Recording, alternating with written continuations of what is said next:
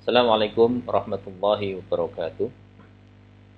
Saudara sekalian, mari kita mulai kuliah kita dengan bersama-sama membaca basmalah. Bismillahirrahmanirrahim.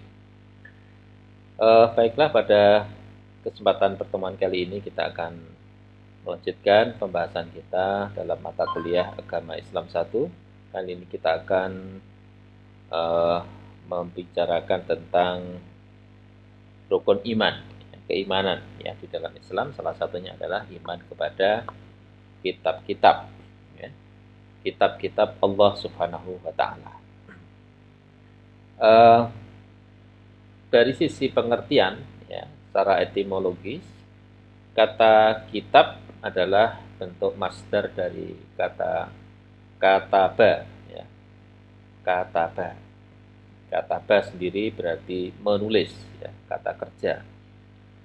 Nah, setelah dia menjadi masdar, yaitu kitab, itu artinya tulisan atau yang ditulis. Jadi kata kitab itu artinya tulisan atau yang ditulis. Sementara bentuk jamak dari kitab adalah kutub. Kitab kalau dalam bahasa Indonesia itu disebut buku atau berarti buku. Itu tadi makna-makna etimologi atau dari sisi bahasa. Kemudian secara terminologis atau istilah yang dimaksud kitab di sini adalah Alkitab atau kitab Allah atau Al-Kutub atau kitab-kitab Allah. Itu adalah kitab suci yang diturunkan oleh Allah Subhanahu wa Ta'ala kepada para nabi dan rasulnya, ya. Jadi sekali lagi secara terminologis yang dimaksud dengan kitab di sini adalah kitab suci yang diturunkan oleh Allah kepada para nabi dan rasulnya. Nah, kata Alkitab di dalam Al-Quran itu dipakai dalam beberapa pengertian, ya. Yang pertama, menunjuk kepada semua kitab suci yang pernah diturunkan oleh Allah kepada para nabi dan para rasulnya. Jadi sekali lagi kata kitab itu digunakan untuk menyebut semuanya, ya, kitab-kitab yang diturunkan kepada para nabi dan rasulnya.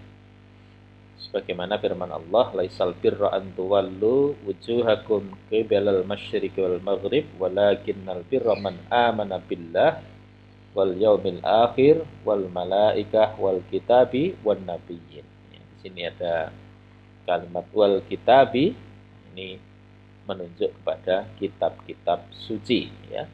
Apakah itu Taurat, Zabur, Injil, Al-Qur'an dan kitab-kitab ataupun suhuf yang diturunkan oleh Allah pada para nabi dan rasul. Yang kedua, kata kitab itu juga ada kalanya menunjuk semua kitab suci yang diturunkan sebelum Al-Quran, ya. Sebagaimana Allah firmankan dalam surat Ar-Ra'd atau Ar-Ra'du ayat 43, ya. Di sini Allah menyebut wa man indahu ilmul kitab. Itu yang dimaksud adalah bahwa Allah itu menjadi saksi antaraku dan kamu, dan antara orang-orang yang mempunyai ilmu tentang Alkitab. Yang dimaksud Alkitab di sini adalah kitab-kitab suci sebelum Al-Quran. Tidak termasuk Al-Quran tentu saja. Yang ketiga, kata Alkitab itu juga menunjukkan kitab suci tertentu sebelum Al-Quran. Misalnya menyebut kata Taurat. Taurat itu juga disebut dengan Alkitab. Misalnya dalam surat Al-Baqarah ayat 87, walaqad ataina Musal kitaba.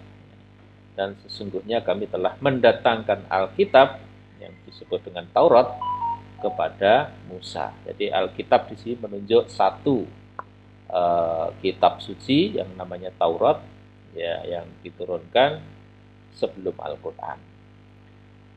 Nah, yang keempat, tentu saja Alkitab itu juga menyebut kitab suci Al-Quran secara khusus, bagaimana dalam surat Al-Baqarah, dzalikal kitabu la raiba fihi hudal lil muttaqin. Alkitab, yang dimaksud Alkitab di sini adalah Al-Quran, ini tidak ada keraguan padanya, petunjuk bagi orang-orang yang bertakwa. Oke, jadi kata Alkitab itu dalam Al-Quran disebut untuk menyebutkan Alkitab secara umum semuanya, kemudian menyebut kitab-kitab sebelum Al-Quran, menyebut kitab suci tertentu seperti Taurat, kemudian juga menyebut kitab suci Al-Quran secara khusus. Nah, berikutnya saudara, di samping Alkitab, untuk menunjukkan kitab suci yang diturunkan oleh Allah kepada para nabi dan rasulnya, Al-Quran memakai juga istilah lain. Ya. Pertama, suhuf. Suhuf ini bentuk jamak dari sohifah, yang artinya lembaran-lembaran. Ini dipakai untuk menunjuk kitab suci sebelum Al-Quran, khususnya yang diturunkan kepada Nabi Ibrahim dan Nabi Musa alaihissalam. Dan yang kedua, disebut Alkitab juga ada yang disebut dengan Zubur. Zubur ini bentuk jamak dari Zabur yang berarti buku, dipakai untuk menunjuk kitab-kitab suci yang diturunkan Allah sebelum Al-Quran, ya, sebagaimana juga dinyatakan dalam Ali Imran ayat 184. Jadi selain Alkitab tadi ada Suhuf, ada Zubur. Yang ketiga ada Zabur. Zabur, tadi Zubur, yang ketiga Zabur. Nah, kalau Zabur ini bentuk mufrad dari kata Zubur. Zubur itu jamak, kalau Zabur itu mufrad, ya, tunggal, ya. Nah, ini dipakai khusus untuk menunjukkan kitab suci yang diturunkan Allah kepada Nabi Daud alaihi salam. Sebagaimana dinyatakan oleh Allah dalam surat An-Nisa ayat 163, wa ataina Dawuda Zabura, dan kami berikan Zabur kepada Daud alaihi salam. An-Nisa ayat yang ke-163.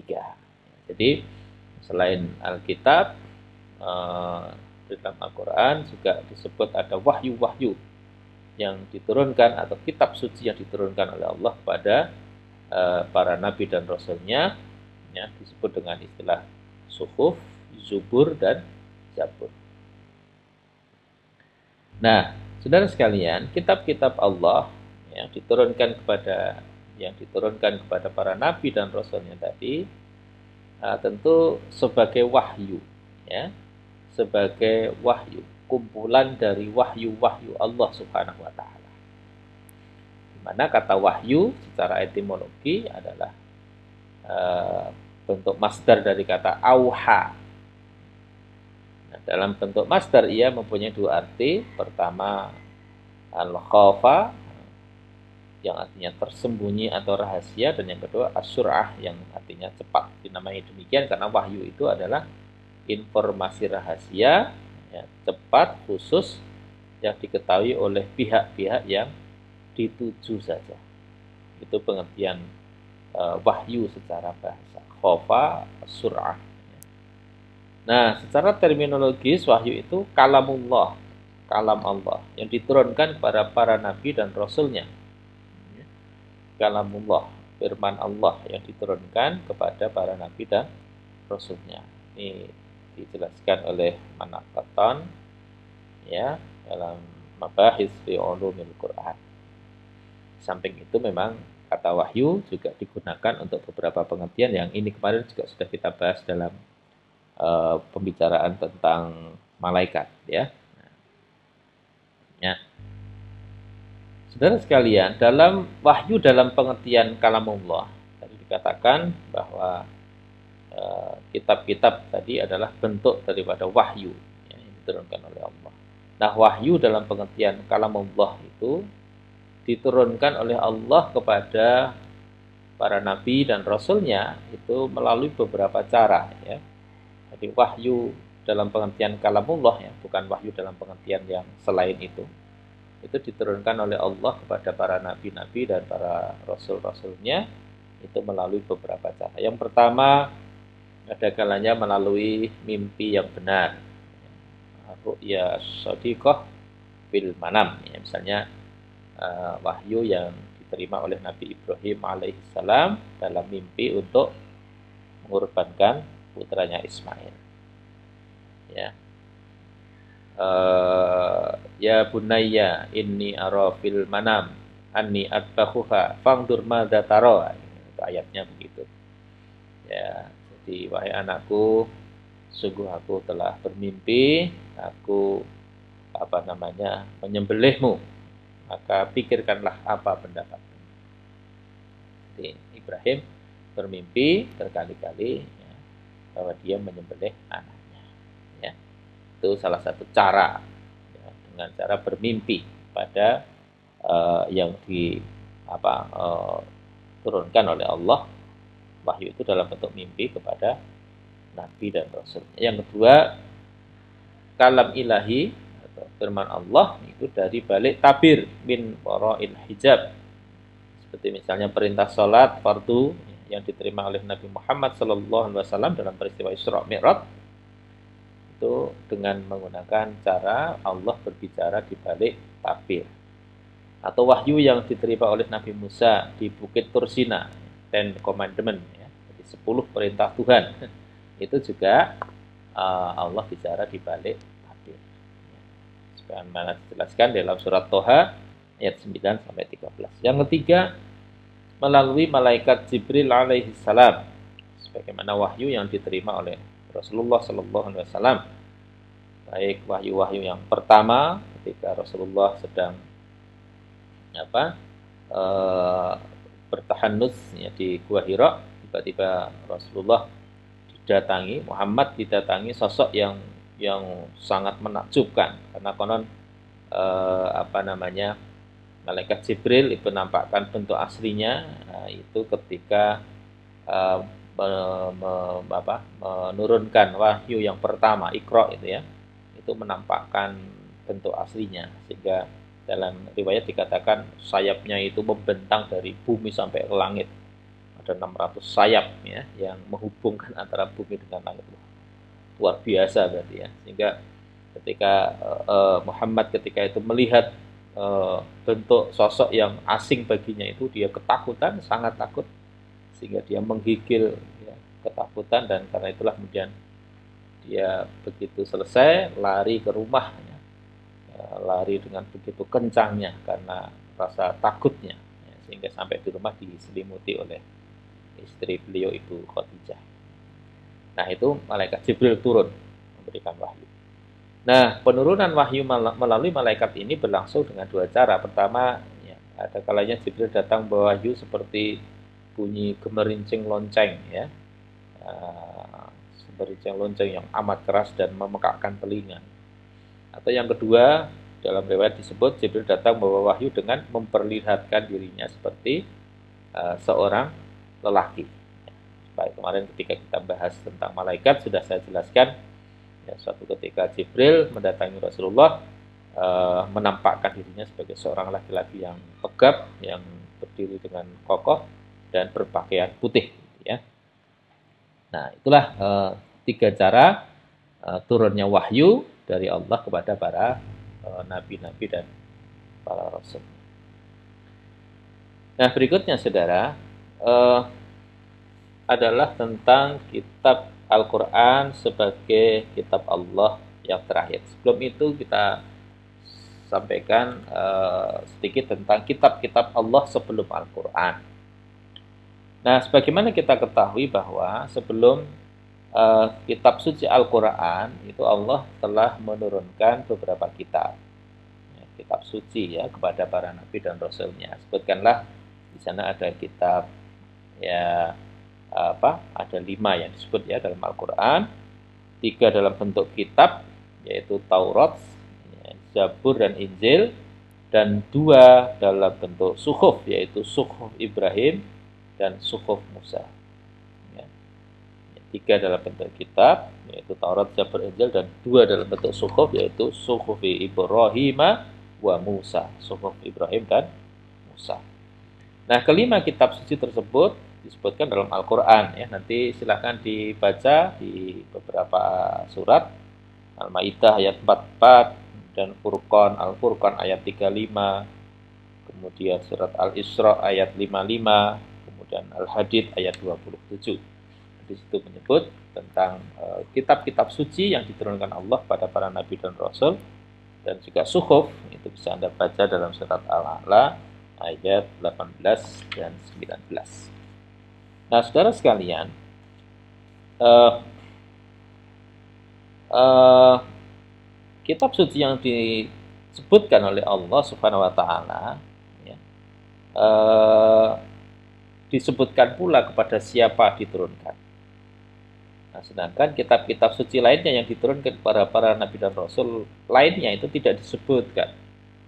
Jadi yang disebutkan tadi ya Taurat kepada Nabi Musa, Zabur kepada Nabi Daud, kemudian Injil kepada Nabi Isa, Al-Quran kepada Nabi Muhammad. Ya, kalau sebelum berarti Al-Quran tidak masuk ya. Al-Quran itu nanti ada pembahasan khusus. Dan demikian pula suhuf kepada Musa, ya, Ibrahim dan Ibrahim. Sementara untuk kitab-kitab suci lainnya yang diturunkan kepada para nabi dan rasul yang lain, nabi dan rasul kan sangat banyak ya, itu tidak disebutkan oleh Allah nama-namanya secara terperinci, tetapi secara global dijelaskan bahwa Allah Subhanahu wa taala mengutus para nabi dan rasul itu menurunkan bersama-sama mereka kitab suci. Jadi setiap nabi dan rasul itu sebenarnya dibekali oleh Allah dengan kitab suci. Nah, informasi ini bisa kita dapatkan dalam surah Al-Baqarah ayat 213. Kana an-nasu ummatan wahidatan wa ba'atsallahu an-nabiyyina mubashshirina wa mundhirina wa anzala ma'ahumul kitaba bil haqq liyahkuma bainan nas fi mahtalafu fi. Manusia itu adalah umat yang satu, maka setelah timbul perselisihan, Allah mengutus para nabi sebagai pemberi kabar gembira dan pemberi peringatan. Ya, dan Allah menurunkan bersama mereka kitab suci dengan benar. Maka para ulama mengatakan sesungguhnya kitab-kitab suci itu banyak. Setiap nabi itu dibekali dengan kitab suci. Namun yang disebut ya, di dalam Al-Quran itu hanyalah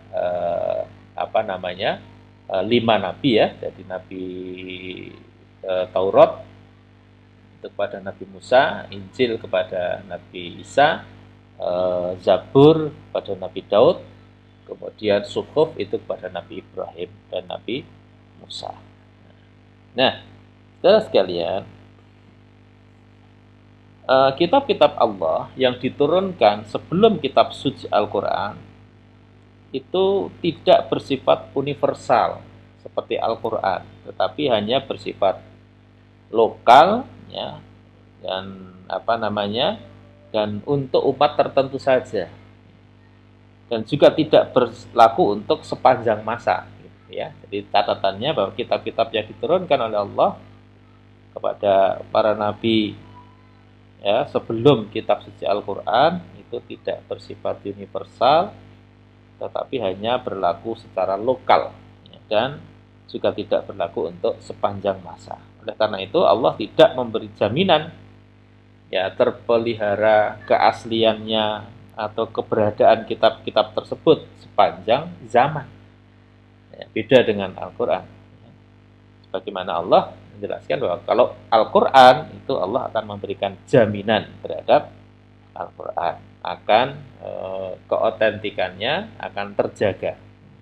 Inna nahnu nazzalna dzikra wa inna lahu lahafidun. Sesungguhnya akulah yang menurunkan Al-Quran itu dan akulah yang akan menjaganya. Itu jaminan Allah kepada Al-Quran. Nah, kalau kepada kitab-kitab suci yang lain, ya, karena itu sifatnya hanya untuk lokal dan hanya pada masa itu saja, maka Allah tidak menjamin kitab-kitab itu akan tetap berada dalam keasliannya, akan terpelihara keasliannya. Nah, dari segi isi memang bahwa untuk hal-hal yang sifatnya prinsip, misalnya akidah misalnya, sejarah dan fakta tentang alam semesta, ya, maka semua kitab suci tersebut memuat hal yang sama dengan Al-Quran. Jadi tentang tauhid, akidah, ya, tentang sejarah, fakta-fakta tentang alam semesta, memang semua kitab suci yang tadi disebut, ya, Taurat, Zabur, Injil, itu isinya sama dengan Al-Quran. Tidak ada perbedaan, tidak ada pertentangan sama sekali. Kecuali hal-hal yang terkait dengan redaksional, ya, ada perbedaan terkait dengan redaksional saja. Tapi intinya ayat-ayat tentang tauhid, tentang alam semesta, tentang sejarah itu sama, ya. Bahkan di dalam kitab Taurat, kitab Injil itu ada kisah bahwa kelak akan turun seorang nabi penutup, ya, yang akan membawa Islam. Nah, saudara sekalian, kemudian terkait dengan keaslian, ya, terkait dengan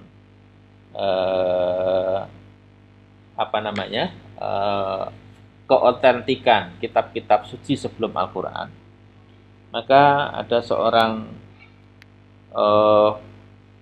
ulama yang bernama Dr. Muhammad Naim Yasin. Dr. Muhammad Naim Yasin. Dia mengatakan tidak ada satu kitab suci pun yang berhak disebut kitab Allah sekarang ini, ya. Tidak ada kitab suci pun yang berhak disebut kitab Allah sekarang ini selain dari kitab suci Al-Quran.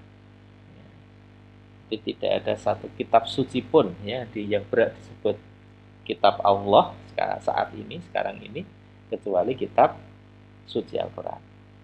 Nah, apa yang menjadi alasan dari pendapat Dr. Muhammad Naim Yasin ini?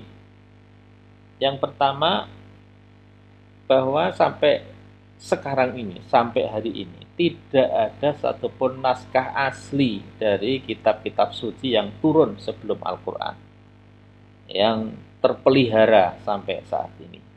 Semuanya telah hilang, ya. Yang ada itu hanyalah naskah terjemahan dalam berbagai bahasa. Bahkan terjemahan yang ada pun sudah merupakan hasil terjemahan dari terjemahan, ya, dari terjemahan. Kata beliau, manuskrip Perjanjian Lama itu terdiri dari Taurat Musa dan Zabur Daud serta ajaran-ajaran Rasul lainnya, yang kesemuanya itu meliputi, ya, lebih kurang 3/4 Alkitab atau Bible. Yang tertua bukanlah tertulis dalam bahasa Ibriyah, bahasa Nabi Musa, ya, tapi ternyata tertulis dalam bahasa Aramiyah dan bahasa Grek atau bahasa Latin kuno yang tidak lagi digunakan di masa ini. Artinya dia menyelidiki bahwa tidak ada satupun naskah asli, ya, yang bisa kita temukan, ya, sampai sekarang terkait dengan kitab-kitab suci sebelum Al-Quran. Bahkan terjemahannya pun sekarang sudah tidak menggunakan bahasa Ibriyah atau bahasa Ibrani, ya, sesuai dengan dulu ketika diturunkannya kitab-kitab itu. Itu untuk kitab Perjanjian Lama. Sedangkan kata beliau, manuskrip kitab Perjanjian Baru, ya, Perjanjian Baru itu terdiri dari Injil Matius, Markus, Lukas, Yohanes, dan kisah Rasul-Rasul serta kumpulan surat-surat yang lengkap, katanya, hanyalah dipakai dalam bahasa Grek, bukan dalam bahasa Aramiyah, ya, bahasa teks asli Injil, ya, bahasa Aramiyah. Antara terjemahan ke terjemahan berikutnya juga terjadi perubahan dan pergeseran makna di sana sini. Begitulah seterusnya sampai dewasa ini. Hingga satu alasan ini, maka beliau mengatakan bahwa tidak ada satupun kitab-kitab suci itu bisa dikatakan kitab Allah, ya, kecuali Al-Quran, ya, kecuali daripada Al-Quran. Yang kedua, Dr. Naim juga berpendapat kitab-kitab suci tersebut selain Al-Quran, ya, sudah bercampur dengan ucapan manusia, baik berupa tafsir, sejarah hidup para nabi dan murid-murid mereka, kemudian juga ada kesimpulan para ahli hukum maupun dengan hal-hal lainnya. Nah, tidak lagi bisa dibedakan mana yang kalamullah, firman Allah, dan mana yang karya manusia. Itu alasan yang kedua. Yang ketiga, tidak ada satupun dari kitab-kitab suci tersebut, selain Al-Quran maksudnya, yang secara sah dapat dinisbahkan kepada Rasul yang membawa masing-masing kitab tersebut. Dan tidak boleh mempunyai sanad. Sanad itu riwayat, periwayatan, ya, sejarah, ya, periwayatan yang dapat dipercaya. Ya, kitab Perjanjian Lama dibukukan beberapa abad setelah Nabi Musa meninggal dunia. Begitu pula kitab Perjanjian Baru, yaitu ditulis lebih dari 1 abad setelah Nabi Isa itu diangkat oleh Allah Subhanahu wa Ta'ala. Yang keempat, alasan Dr. Muhammad Naim Yasin, ya, bahwa terdapat pertentangan antara satu bagian dengan bagian yang lain, antara satu kitab dengan kitab yang lain. Oleh sebab itu, dari lebih kurang 70 naskah Injil yang ditulis oleh 70 penulis pula, gereja memilih 4 saja. Karena di sana banyak ada perbedaan-perbedaan, pertentangan-pertentangan antara satu kitab dengan kitab yang lain. Maka gereja itu memilih 4 saja, yaitu Matius, Markus, Lukas, dan Yohanes. Ya.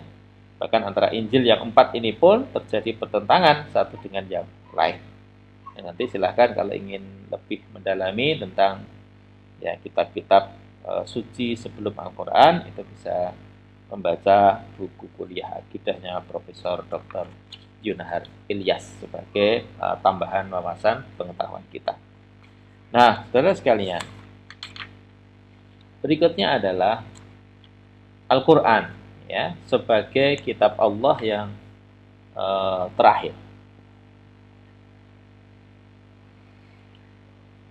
Kitab suci terakhir yang diturunkan oleh Allah Subhanahu wa Ta'ala adalah Al-Quran. Al-Quran Karim, ya. Al-Quranul Karim. Ini apa namanya? Ke-enter ini, ya.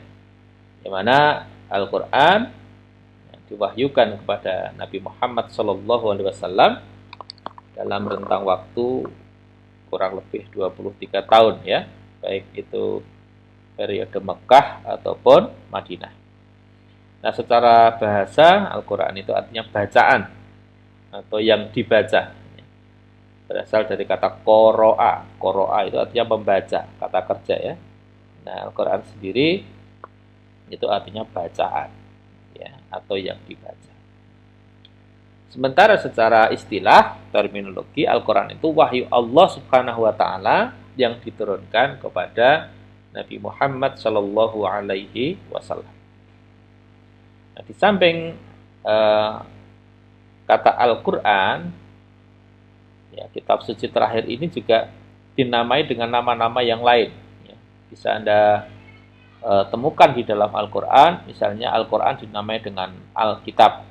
Sebagaimana dalam surah Al-Baqarah yang tadi kita baca, Alif Lam Mim, Dzalikal Kitabu.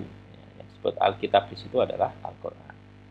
Kemudian Al-Furqan, kemudian Al-Dzikra, Al-Dzikru, Al-Mau'izah, Al-Huda, Asy-Syifa.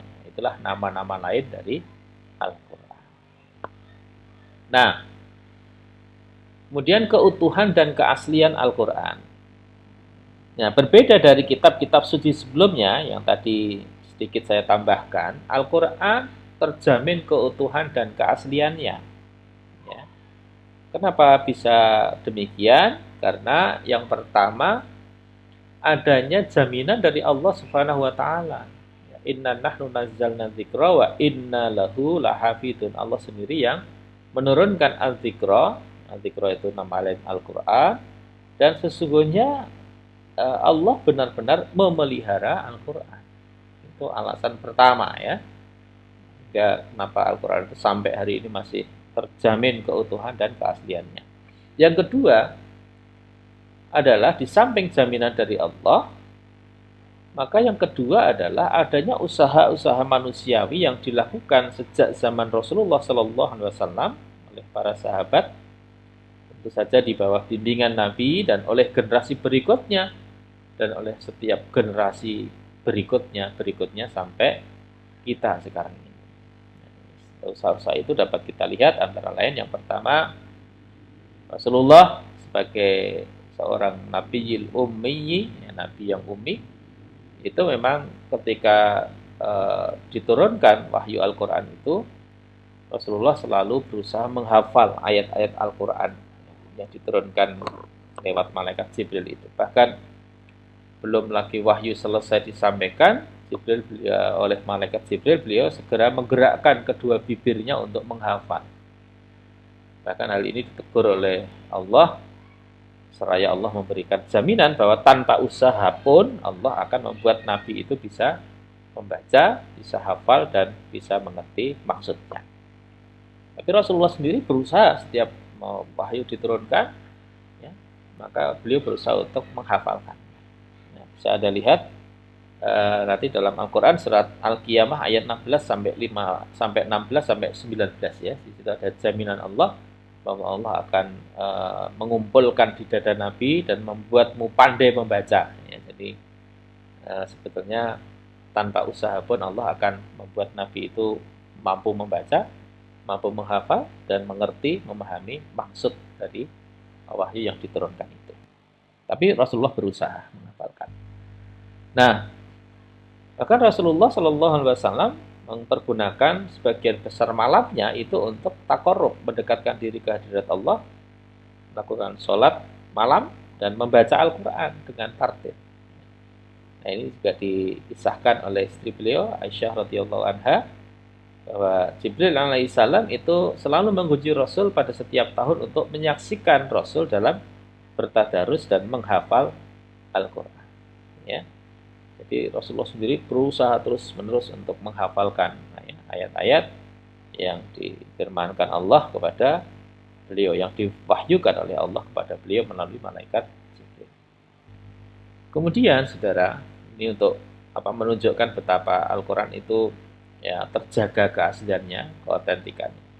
Yang kedua, setelah Rasulullah selesai menerima ayat-ayat yang diwahyukan dan beliau membacakannya kepada para sahabat, maka kemudian Rasulullah memerintahkan kepada mereka untuk menghafal, ya, untuk menghafalkan. Dan kepada sahabat-sahabat tertentu, Rasulullah juga memerintahkan untuk menuliskannya, ya, di sarana-sarana yang memungkinkan waktu itu, ya, untuk bisa dituliskan Al-Quran itu, dituliskan ayat-ayat itu, baik itu di pelepah kurma, di tulang-tulang binatang, di batu-batu, di kulit-kulit binatang, serta sarana-sarana yang memungkinkan lainnya. Ya. Nah, begitulah kemudian dengan sungguh-sungguh dan penuh kecintaan para sahabat berusaha menghafal, ya, dan kemudian mencatat Al-Quran. Banyak ya, saya kira sahabat yang melakukan itu, misalnya Khalifah Abu Bakar, Utsman, ya, Ali, Umar bin Khattab, kemudian Ibnu Mas'ud, ada Abu Musa al-Asy'ari, ada Zaid bin Sabit, ada Ibnu Umar, Ibnu Abbas, Amr bin As, Muawiyah, dan lain-lain. Itu sahabat-sahabat yang tercatat banyak mencatat ya, Al-Quran ya dalam kulit-kulit binatang, kemudian dalam tulang-tulang, kemudian di di pelepah kurma, ya, dan lain sebagainya. Kemudian yang ketiga, pada masa Abu Bakar As-Siddiq, Khalifah Umar bin Khattab waktu itu menganjurkan kepada Abu Bakar agar dilakukan pengumpulan Al-Quran dalam satu mushaf dengan membentuk panitia, ya, yaitu Zaid bin Sabit, ya, dengan berpedoman kepada hafalan dan tulisan para sahabat ketika itu. Maka kemudian ayat demi ayat disusun dengan petunjuk Rasulullah SAW sebelumnya, tetapi surat demi surat belum diurutkan, ya, sesuai dengan petunjuk Rasulullah SAW. Itu pada masa Abu Bakar. Nah, kemudian pada masa Utsman bin Affan, pembukuan Al-Quran disempurnakan dengan menyusun surat demi surat sesuai dengan ketentuan Rasulullah SAW dan menuliskannya dalam satu sistem penulisan yang bisa menampung semua qiraat yang benar ketika itu. Nah, kemudian sistem penulisan inilah yang kemudian dikenal dengan Rasam Utsmani, ya, mushaf yang dikenal dengan mushaf Utsmani yang disalin, ya, kemudian dikirimkan ke beberapa pemerintahan umat Islam waktu itu untuk dijadikan pedoman dan standar penulisan. Nah, tugas pembukuan ini pula yang kemudian disempurnakan, dilaksanakan oleh tim yang juga diketuai oleh Zaid bin Sabit dan anggotanya adalah ada Abdullah bin Zubair, ada Sa'id bin As, dan ada Abdurrahman bin Haris bin Hisam. Nah, pada masa berikutnya, ya, para ulama selalu berusaha menyempurnakan penulisan, diberi tanda baca, ya, toh? Ya, diberi tanda baca, diberi harokat, ya. Dulu pada masa Rasulullah, ayat-ayat itu belum memiliki tanda baca, belum memiliki harokat, ya. Kemudian pada masa berikutnya, disempurnakan lagi dengan diberi tanda baca, dan kemudian lahirlah beberapa ilmu untuk mendukung pemeliharaan dan keaslian Al-Quran seperti ilmu tajwid, gitu. Bagaimana cara membaca dengan benar, panjang pendeknya. Kemudian ada ilmu nahwu sorof, ya, dari sisi tata bahasa. Ada ilmu khot dari sisi penulisannya. Ada ulumul Quran, ilmu tafsir dan lain sebagainya. Yang semua itu adalah upaya-upaya untuk menjaga kemurnian dan keaslian Al-Quran. Oleh karena itu, Al-Quran dijamin oleh Allah keutuhan dan keasliannya sampai akhir zaman, karena memang Al-Quran itu sifatnya universal. Ya. Am lil jami'i basyar fi kulli makan wa zaman, berlaku untuk seluruh manusia di mana dan kapan saja berada. Berbeda dengan kitab-kitab Allah sebelumnya yang sifatnya hanya lokal dan untuk umat tertentu saja. Nah, berikutnya saudara, secara singkat, fungsi Al-Quran terhadap kitab-kitab Allah sebelumnya. Yang pertama, Al-Quran berfungsi sebagai nasih. Nasih itu artinya menghapus hukum-hukum dari kitab-kitab sebelumnya. Artinya, semua kitab suci terdahulu itu dinyatakan tidak lagi berlaku. Nah, satu-satunya yang wajib diikuti dan dilaksanakan petunjuknya ya hanyalah kitab suci Al-Quran saja. Yang kedua adalah Al-Quran berfungsi sebagai muhaimin atau batu ujian terhadap kebenaran kitab-kitab yang sebelumnya. Artinya Al-Quranlah yang menjadi korektor terhadap perubahan-perubahan yang terjadi pada kitab-kitab sebelumnya. Dengan demikian Al-Quranlah satu-satunya yang dijadikan pegangan. Apa yang dibenarkan dan ditetapkan oleh Al-Quran itulah yang benar dan harus diikuti. Nah, jika terdapat perbedaan atau pertentangan antara Al-Quran dengan isi kitab-kitab sebelumnya, maka Al-Quranlah yang benar dan diikuti. Karena seperti dijelaskan oleh Allah sendiri, kitab-kitab sebelumnya ya, itu tidak bebas dari pemalsuan dan penambahan atau pengurangan dalam perjalanan sejarahnya. Sebagaimana tadi disebutkan dalam surat Al-Maidah ayat 48, memang banyak terjadi perubahan-perubahan dalam kitab-kitab suci sebelumnya. Yang ketiga, selain sebagai nasih, penghapus hukum, kemudian muhaimin, batu ujian, Al-Quran berfungsi sebagai musaddiq. Musaddiq itu artinya menguatkan kebenaran-kebenaran pada kitab-kitab Allah sebelumnya seperti Taurat dan Injil yang membawa petunjuk Allah dan cahaya kebenaran. Ini terutama ayat yang sama, seperti misalnya berita tentang kedatangan Nabi dan Rasul yang terakhir. Ya, seperti yang terdapat dalam kitab Taurat dan kitab Injil, itu dibenarkan oleh Al-Quran, yaitu dengan kedatangan Nabi Muhammad Shallallahu Alaihi Wasallam. Itulah 3 fungsi Al-Quran terhadap kitab Allah sebelumnya, yaitu sebagai nasih atau menghapus ya, menyatakan tidak berlaku lagi kitab-kitab suci terdahulu. Kemudian yang kedua sebagai batu ujian, muhaiminan atau muhaimin. Yang ketiga musaddiq atau menguatkan kebenaran-kebenaran berita dari kitab suci sebelumnya. Nah, sementara keistimewaan Al-Quran, yang pertama, Al-Quran itu berlaku umum untuk seluruh umat manusia, dimanapun dan kapanpun mereka berada, sampai akhir zaman nanti. Yang kedua, ajaran Al-Quran mencakup seluruh aspek kehidupan, ya, sifatnya as-sumul atau sumuliyah, ya. Apakah itu aspek ekonomi, politik, hukum, budaya, ilmu pengetahuan, dan lain sebagainya. Semuanya ada di dalam Al-Quran, ya, seluruh aspek kehidupan kita, baik secara pribadi, keluarga, maupun bermasyarakat, bernegara, dan skup internasional. Yang ketiga, Al-Quran mendapat jaminan pemeliharaan dari Allah dari segala bentuk penambahan, ya, pengurangan dan pemalsuan. Yang keempat, Allah menjadikan Al-Quran itu mudah dipahami, mudah dihafal, dan diamalkan. Sehingga ada ribuan para hafidh, hafidhah, penghafal Al-Quran, itu membuktikan bahwa Al-Quran itu adalah keistimewaan, ya, kelebihan-kelebihan yang dapat dihafal salah satunya.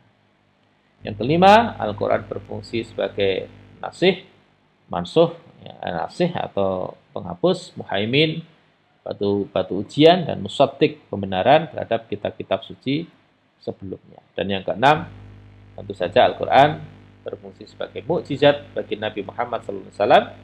Ya, mukjizat itu artinya melemahkan, maksudnya membuktikan kebenaran nubuwah dan risalah Nabi Muhammad SAW dengan menjadikan orang-orang yang menentangnya tidak berkutik menghadapi tantangan dari Al-Quran itu sendiri. Nah, berikutnya, saudara, mukjizat Al-Quran. Nah, Al-Quran sebagai mukjizat itu dapat dilihat dari berbagai sisi. Yang pertama dari sisi bahasa, gaya bahasa, ya, yang mengagumkan, yang tidak bisa ditandingi oleh siapapun. Ya, kalau misalnya dalam surat Al-Qari'ah, mal qari'ah wa ma adraka mal qari'ah, gitu ya. Itu gaya bahasanya menarik sekali. Ini pernah menjadikan seorang yang namanya Musailamah ingin meniru gaya bahasa Al-Quran dengan suratnya Al-Fil, Mal-Fil, wa ma adraka mal-Fil.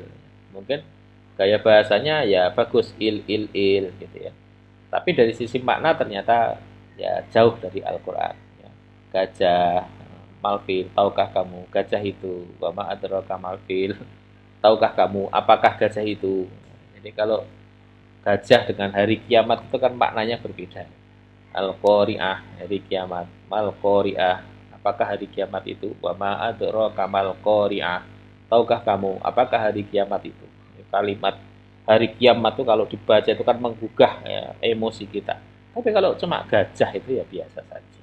Jadi dari sisi gaya bahasa barangkali mau ditiru sama si Musailamah, ya, seorang nabi palsu yang kemudian mendapat gelar Al-Kadzab, ya, si pendusta. Ya. Yang kedua, di samping dari gaya bahasa, kandungan Al-Quran tentang sejarah dan ramalan hidup manusia yang menakjubkan. Ya. Bagaimana Al-Quran mengisahkan ketika Fir'aun mengejar Musa, kemudian dia tenggelam di laut, ya, merah, ya. Maka kemudian Allah firmankan, pada hari ini kuselamatkan badanmu agar menjadi pelajaran bagi orang-orang setelahmu. Ternyata ya beberapa tahun kemudian jasad Fir'aun ditemukan dalam keadaan masih utuh, ya, yang bisa kita lihat sampai sekarang. Itu salah satu kemukjizatan Al-Quran. Yang ketiga, Al-Quran sebagai sumber ilmu pengetahuan.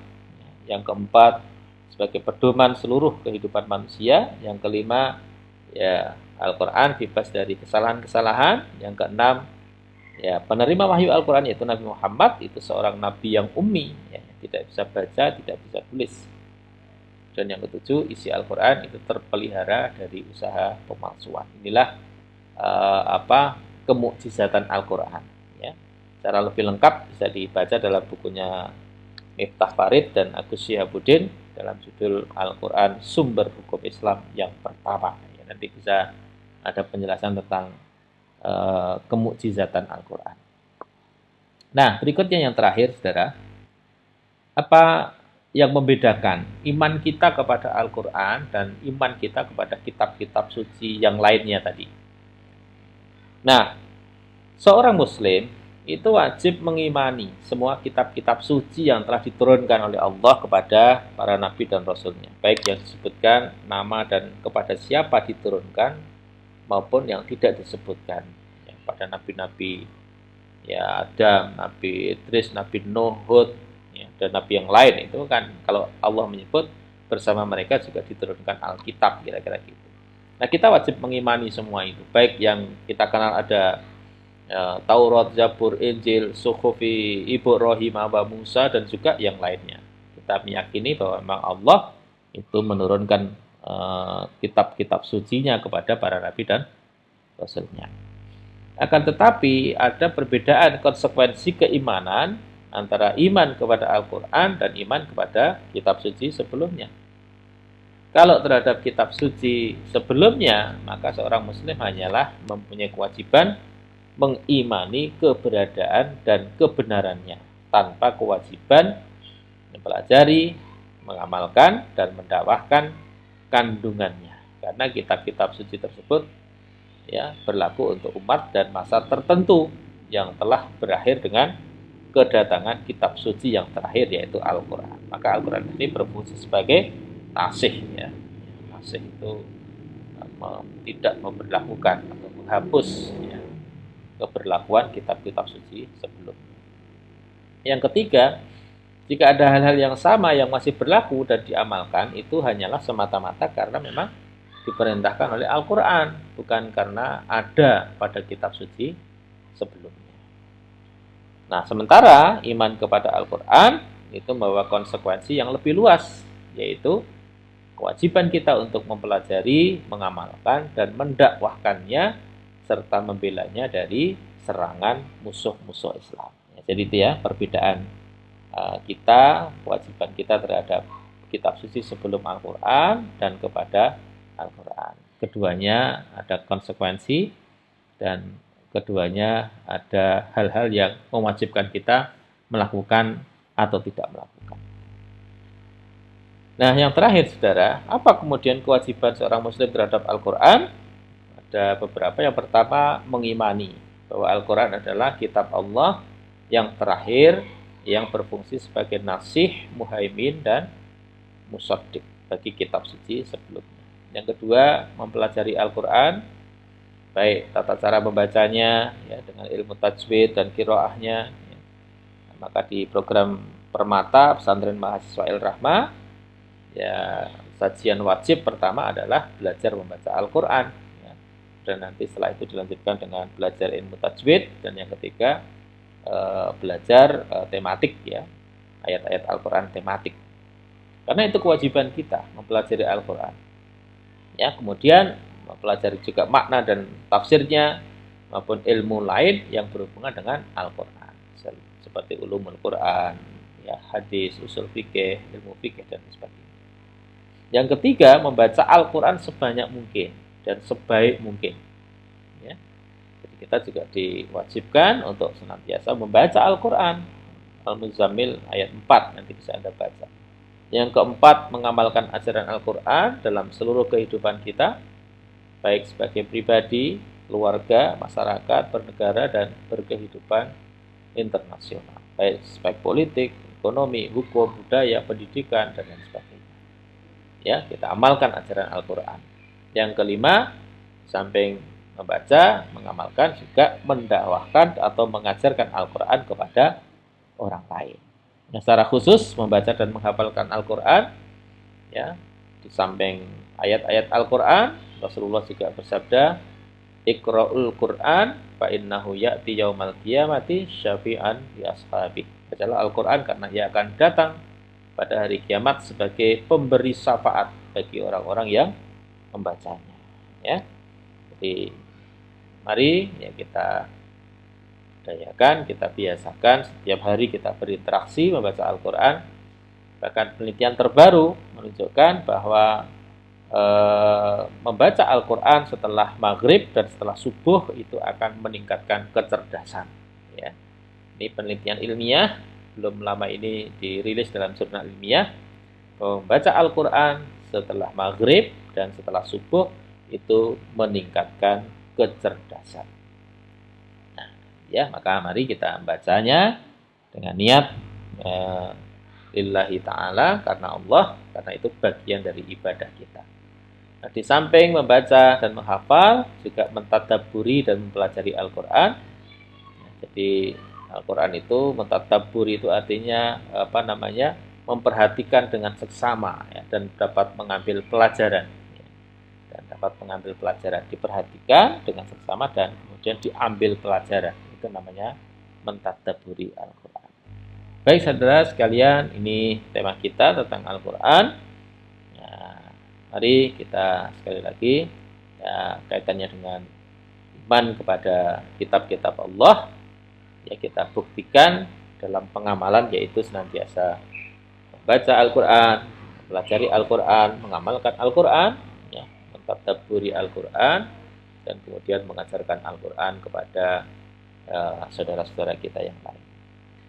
Terima kasih atas perhatiannya, mudah-mudahan bermanfaat. Mari kita akhiri pertemuan kita dengan baca hamdalah. Alhamdulillahirabbil alamin. Assalamualaikum warahmatullahi wabarakatuh.